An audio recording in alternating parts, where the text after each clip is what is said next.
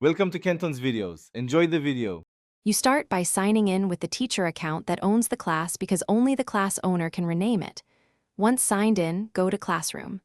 Google, com and click the class card to enter. Make sure you are in the class you mean to change. If you have many classes, verify the header shows the correct subject and section. Once done, look for the gear icon at the top right to open class settings. This is where the rename begins. You'll use the settings dialog to change the name. Click the gear icon, then locate class details. In that section, click the class name field and type the new name exactly as you want it to appear. Keep it concise for roster clarity. Make sure to adjust the section or subject fields only if needed.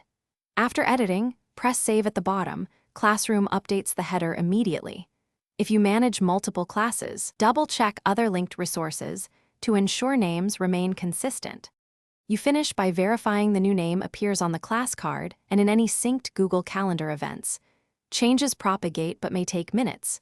If you cannot edit the name, make sure you are the class owner and that the class is not archived. If archived, unarchive first. Also confirm your Google Workspace admin hasn't disabled renaming. If so, contact them to request the change. Finally, if students still see the old name, Thanks for watching. Consider subscribing if we helped you.